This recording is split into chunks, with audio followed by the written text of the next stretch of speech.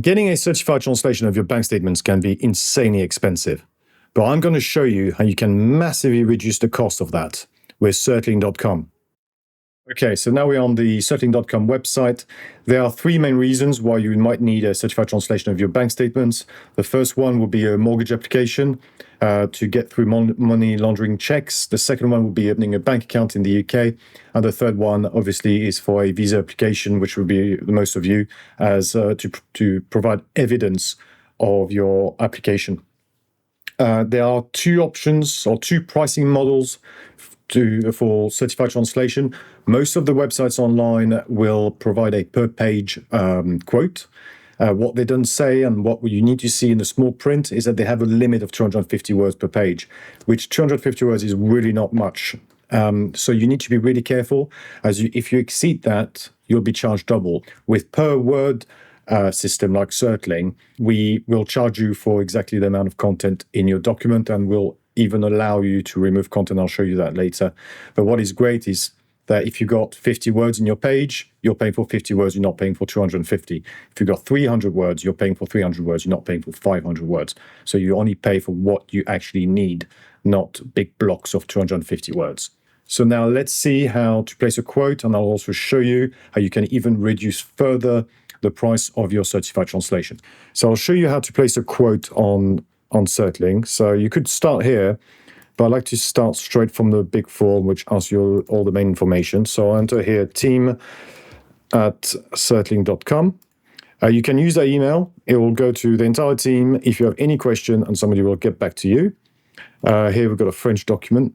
Type of document, bank statement. You can write it in your language if you prefer.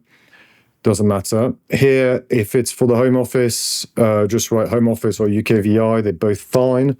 Any institution, if it's for USCIS in the US, if it's for IRCC, etc. Here we got UK, and here where you heard from us, hopefully from this video. Up, bang, bang, and let's go. So next stage is we're going to get a lovely preview of our document. There we go. So now, whatever the three reasons for your translations are, what I would do right away is remove these back pages here, which have no value whatsoever. They're just some spiel from the bank about their services. And you don't need to pay for that. I mean, that would be such a waste of money. Now, right at the bottom here, you've got how to customize your content. The problem is if you're translating for your solicitors, most likely they're going to ask you for a full translation, word per word full translation, and they're often even going to ask you to get it notarized. Now, you don't need to get it notarized, but if they ask you to do it, you'll have to. So we also provide that. For your bank, you could probably get away with removing some content. You need to ask them first. But where it's interesting is for UKVI or for a visa, UKVI does not, or the government does not impose for a full translation of your document. So what you need to focus on is the pertinent information that supports your application. Whatever they require from you, whatever proof you need to provide thanks to your bank statements, you need to focus on that information. And I'll show you how to do that. So if you push next, it will send you straight away to the checkout. But if you push that button at the bottom, customize consent send to translation, the system will analyze the document, extract the text, and provide it that way. And as you can see, at the contrary of most translation providers, we do not count the dates. We do not count numbers on their own. We don't charge for them. We will add them to the translation, but we don't charge you for it. So let's have a look. Actually, what I'd like to do first is let's get a quote for that without removing any content. So here we've got 2 working days, £80, excluding VAT.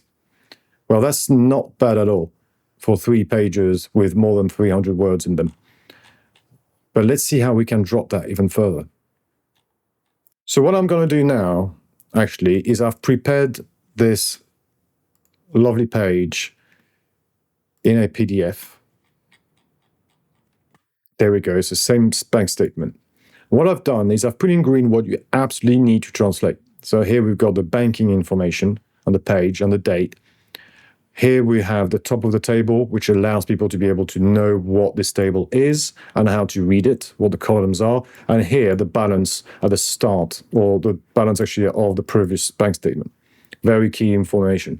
Now we've got the transactions here. You could probably get away not translating the transactions, but there's ways of saving while keeping them. I would personally translate them. But obviously, if you've got 50-page bank statement, you might consider it, and I'll explain what you definitely do not want to remove from these transactions. And here you have the customer service contacts at your bank. This is not pertinent information. This is your address. You can remove that, not because it's not pertinent information, it's because you do not translate addresses, except if it's in a different alphabet. So if it's in Greek, in Russian, or in Chinese, you will need to translate it. Here's a bank, like an announcement from the bank that something is happening on the 15th February. You can get away removing that. Something happening with your checkbook, you can remove that. All this does not support your visa application. Now, again, like I said, if it's for a mortgage for your solicitors, you might have to translate all this. Now, the footer at the bottom, phone number from the bank, all this kind of ra-di-da-di-da, you can remove all that. Now, we've removed that already, selecting the pages. Then again, we're keeping that at the top again. We're keeping the top of the value of the table. So here what I've done is I've put in orange what I mentioned before, or the income. But here you've got a major income coming in. I don't know if that's a salary or if that's investment coming in, but that's worth translating. I would absolutely translate that. Same about this one, and maybe this one here too. So I would focus on those if you were to remove content from the bank statement. Now here, this should actually be in green. And this is the balance of the month. Absolutely translate that.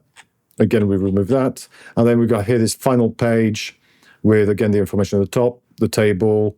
Will be in orange. Then we've got here the money coming in and out, the final balance at the end of the month. Here we have fidelity points at the bank. You do not need to translate that, obviously. And this is your banking information. I would translate it, but again, the information is here. The choice is yours. I would probably translate it and just remove the footer here. Okay, so now let's get back to Certling. So here we have our text boxes, as mentioned earlier. We are going to remove the sections. So as you can see, we can remove this and the address. So we've got 1, 5, 7, 8, 9, 10. When you remove it, it leaves behind a nice little pink square. If you make an error, you can just click reset, and that will reset it.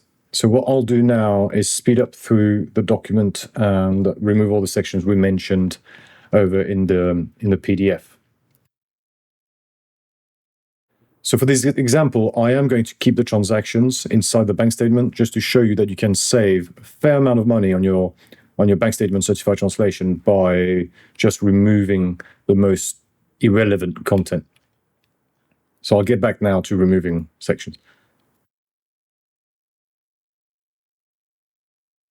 Well, that's done. I've removed all the content we don't want translated. I've kept all the content in orange, just to show you that you can really save on your translation by keeping those. And let's see what the quote is that we get now.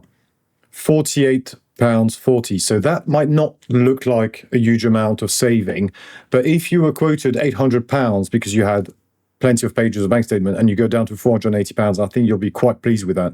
Especially, not only are you saving because you remove content, but you're also saving because you're paying per word rather than per page, because most of those pages were over 300, so you'll pay double what you're quoted. So all our translations are recognized by UKVI, USCIS, so anything you need to do for the US, UK, Ireland, Canada, we can help you here. All our translations are proofread. So if you need it faster, here's 2 working days. You can halve that. So if it was 4, it'll be 2, etc. You can request a hard copy, and if your conveyancer, if your solicitors for your mortgage request a notarization, we provide that, and I think you'll find that we're much cheaper than anywhere for that service.